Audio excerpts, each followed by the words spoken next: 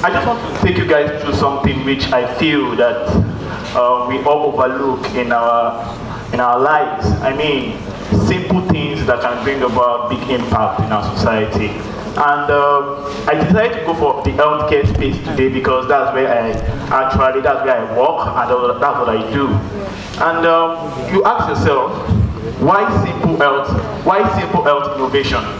I can tell you something that my own belief is this, and I'll say it again, that we need to really stop inventing.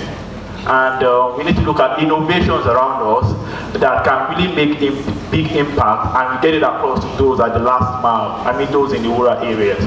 I mean, in Nigeria alone, for maternal and infant mortality, we lose 2,305 children daily and 145 pregnant women daily. And this issue can be resolved. We have a problem in Nigeria also, which is the sugar daddy problem. I call that small girl with big God. But really, you have to find out that most times when ladies give themselves to older men, they are actually exposing themselves to two major things. One, unwanted pregnancy, and two, HIV and AIDS. In a country like Botswana, where 42% of older men are HIV positive. I mean, you have to look at what you're exposing yourself to. I mean, in Nigeria, there's a lot of stigmatization. You can't even know if someone is HIV positive or not. So, and this really happens all the time. So, and I feel there are simple health innovations that can help solve this problem. And here, I just want to inspire you today to look at all these areas where I use examples. Next slide. This is Life Bank. I mean, this is a lady I respect so much in Nigeria. She didn't innovate anything, and I will tell you what she did. There has been bikes, Jumia used bikes for deliveries and other things. And she discovered that in rural areas, people die of lack of blood when they need it. Women die of postpartum hemorrhage. I mean, it's so alarming. Then she said, okay, why can't I just use this same mechanism that Jumia is using by putting blood in these bikes and delivering it to those that need it in rural areas? And she's doing that, and she's solving this major problem in this area. Next slide. This is the sugar daddy awareness I talked about. If you are here, you have small God with, please repent. Okay. But this is actually something that is being solved in Botswana with just a 1-hour class. Taking girls between the age of 13 to 18 and taking them through some things that you have to know early. So that when the guy just approach you, a man just approach you with some gifts, you have to know that this way is going. Then you have to back it up. Why can't we just have people in this space also, in Nigeria here also, doing something like this to educate the child? I mean, in Nigeria, go to UCH and confirm, most of the HIV cases they have are young girls. So this is one of the problems. Next slide. There's another major issue in rural areas which I've noticed is that most people don't have money. So they don't have access to good buying things they need. This Brenda, she's in Uganda. She started a company because when she was growing up, she had an eye defect and she could not afford glasses because it was too expensive. So she decided to use recycled materials. I mean, plastic, other things like that, to make glasses cases. So in Uganda now, you can get a glass case worth of 3,000 naira for 600 naira from a company.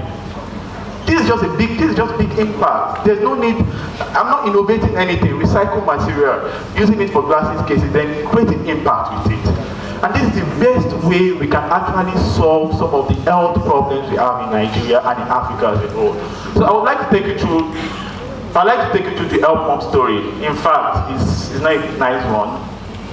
I started Help Mom when I was in, let me fast track. I was in the agri space at the age of 20. I almost became a millionaire when I moved from UWIN. I was shortlisted for UWIN the second round, and then UWIN was going to pick 6,000 from the 6,000 people they shortlisted. They were going to pick 1,002 and give them 10 million. So then in my head, I was in 200 level UI. Then I was like, if I get this money, I will just leave. I'm not doing it again because vet was, I don't understand, but it's okay. But that didn't happen. I won't say maybe God didn't listen to my prayer, but that did not happen. So I started looking at innovation, and I got interested in the maternal space because of the high rate of maternal mortality and the infant mortality we have in the world. Then we started with this approach first. I started out when in 2017, I was in my 500 level then, and it was the first thing we did. We started going to rural areas, doing rural outreach. Then I discovered something. Yes, we were solving a problem, but that model was not sustainable.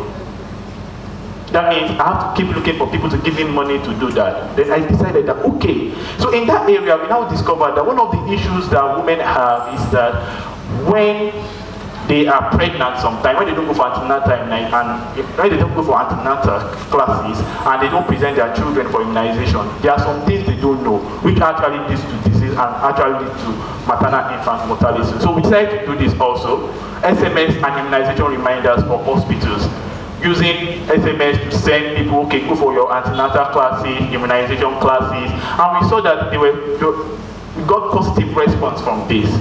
But that was not sustainable also.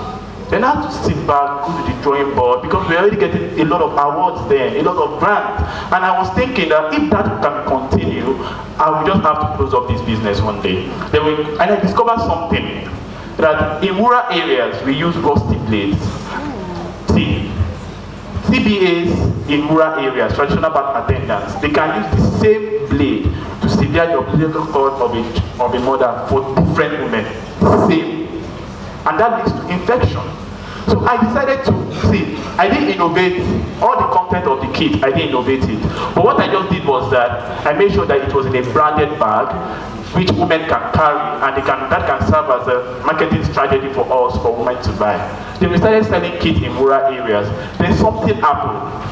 People started approaching us. Oh, I want to do a project in my community. Can I get 200 kits from you guys? Can I get 200 kits from you guys? Can you provide 200 kits? Then people started buying the kits from us. Then we were providing. Then I got a sustainable model for the business. Then I was making the impact I was going to make. So what I'm trying to say today is that it's very simple to use simple ideas to make big impact. And you might think it is really hard, but it is not. Just under 1.5 years, we've gotten all these partners. Under 1.5 years. In fact, I'm currently in talk with a university, Emory University in the US. They want to conduct what is the reason why we have high rates of infection and survival rate in Nigeria. And they contacted us, even though I got into their program, and we are doing a big project for them next year in this area. So what I'm just trying to say again is that there are a lot of solutions in education, transportation, health, energy, but we are just leaving them. We are trying to invent, trying to see whether we can do stuff. But why can't we take some of these solutions and make it reach out to people that really need it? That to me is what I mean by having big impact. Like, I'm going to end with this. Let us make a big difference in our field.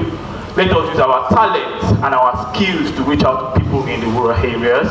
Let's build simple solutions that bring about big impact. And I'm ending with this also. Remember, the goal is not to live forever. You can't live forever, but you can create something that will.